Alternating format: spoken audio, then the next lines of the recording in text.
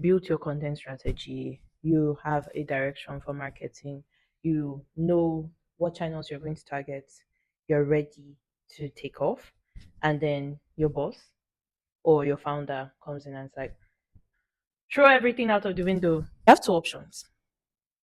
A, you can crash out. B, you can slow down, ask them what they're trying to achieve, then help them achieve it.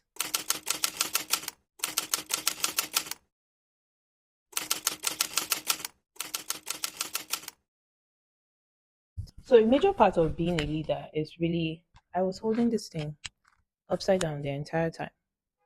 Anyway, a major part of being a leader is being a visionary. So you are seeing opportunities and you're driving your team towards them.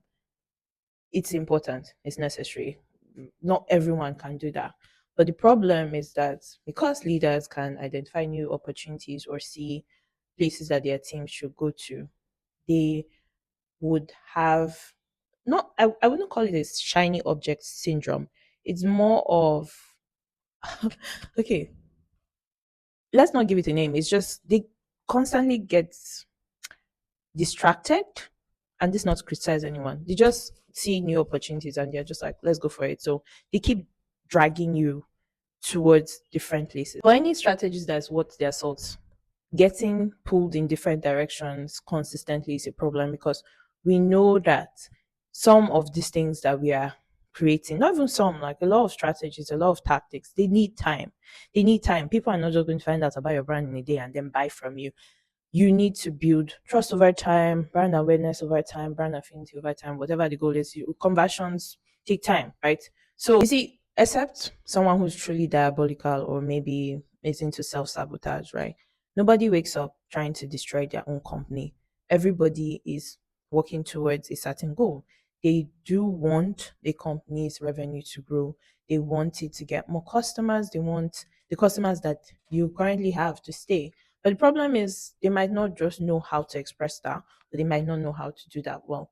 It is your job to help them articulate it, and that, or rather, it's your job to help them articulate that goal and also pull them towards it as well. The two tactics that I would suggest you use, and this is a combination of things that I've heard from other marketers and also that I've attempted to do. Sometimes it works, sometimes it don't work. I'm not going to promise a silver bullet because that's unrealistic. The first thing you can do is say yes, but. Now, let me explain the concept of yes, but. Yes, but means that you are agreeing with the points that make sense in whatever they have suggested, and then you go on to point out the buts. What are the things that they are not considering? What are the consequences of the actions that they are proposing? So this could take the form of yes, Reddit um uh, visibility is important for AU, but beyond this, there are factors that affect it that matter even more, and then go on to explain things like you actually need a brand that people are aware of, and or rather that appearing on Reddit is because people are aware of your brand, people trust your brand, and then they talk about your brand. They don't just go and suggest a brand randomly out of thin air, and then ChatGPT is like dragging that into recommendations for other users or whatever. So like making sure that they see all the factors they are not considering, and then showing them how whatever plan or tactic you are currently using addresses that. That's one way. Now another way under the yes but answer is to say yes, we could do a Reddit optimization slash thread spamming thing. Please never say that. This is for educational purposes only. Please do not say that. But we could do XYZ thing that you have suggested, but these are the consequences that this course of action is going to take. So a consequence could be yes, we could start um working on the tactic that you shared, but we have already invested time in this other area, and we are not going to be able to reach this goal you set for us if we stop efforts now and head in a totally different direction. So that's one example. Obviously, we're not trying to threaten them here. It's very important to make them feel like you are on their side because you are on their side, right? So the next option is to say yes and. The idea of yes and is that you are agreeing to whatever they say. Hopefully, it's not a totally horrible idea, but you are also requesting that there's some accountability involved. What marketing um people have to deal with a lot of times is some grand goal being pushed on them and nobody considering the time and resources that it's going to take. And it's even worse now that there's AI because everybody's like, oh, you could just spin up that video in Replit, or you could just make something using an AirOps workflow. Yes, but is it going to be that great? Is it going to get us the results we want? Probably not. Maybe. We don't know, but we would love to increase our chances here. So we need good material to work with.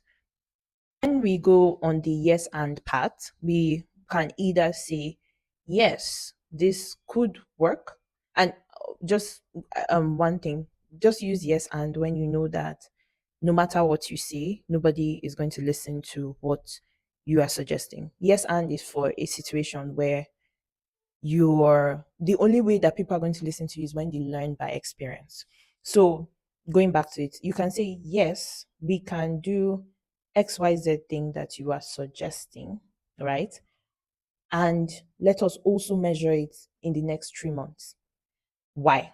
Why is that a good idea? You need accountability. A lot of times, when you're a marketer that is buffeted by the opinions of people on your team, you are still the same marketer who is going to have to be accountable for those decisions that you may or may not have agreed with. So, someone needs to be held responsible, not in a bad way. It's not like you are trying to make your colleagues look back. It's just that we agreed to take this course of action based on your suggestion. We're going to come back and revisit it. And then we all acknowledge that I might not have been in full agreement, but I was willing to experiment and try. Now, based on the results of that experiment, we will now decide whether this part is best for us or we will change it. It is so important to do this because a lot of teams are stuck doing things that don't work, they don't scale, they don't make sense because someone came into a meeting and was like, oh, let's do this instead. And then you couldn't convince them otherwise. But committing to it as an experiment with the yes and expression changes that and it makes it much better to manage as time goes on. Another angle to the yes and response is to ask for resources. Now, this is really hard, and most of us are like barely keeping our jobs as it is, right? But sometimes when there is a change in direction, what is being asked of the team, it's basically impossible to achieve and you need support.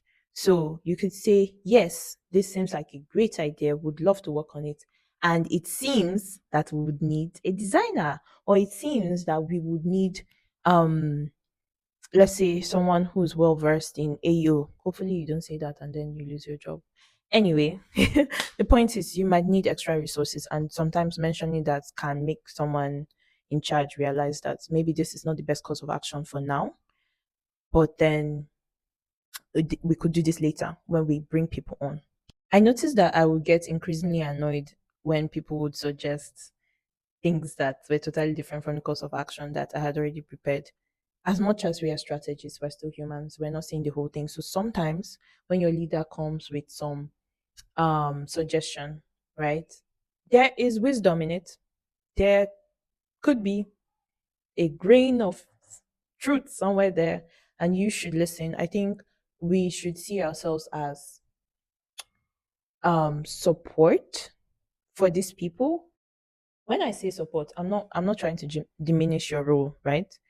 I am just pointing out that you're actually brought to the company to do something. You are brought to help them achieve a goal through marketing. So you kind of have to listen to what they're saying. And you may not agree, but it does not mean that they are always wrong.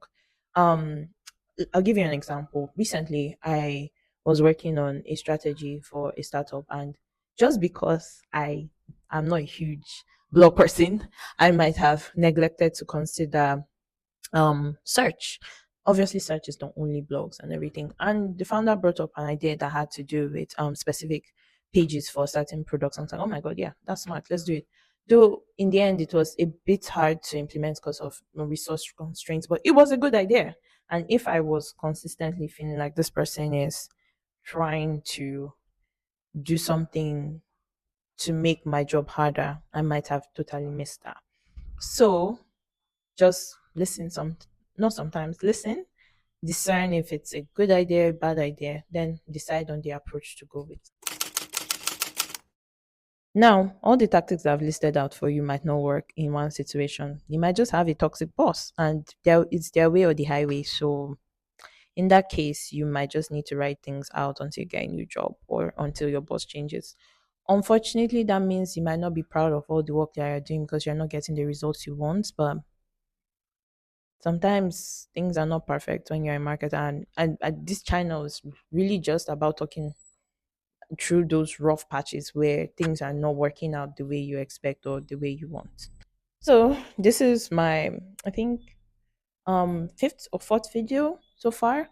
I'm not usually a video person, and it's been quite an experience making this. So I'd love your feedback, and I would just like to know what I could improve, topics you want me to cover as well, just in case there are things that you think I should talk about that you've not heard about from me. Also, let me know your own way of handling issues with your founders, marketing leaders, or even teammates, because sometimes random teammates be telling you how to do your job.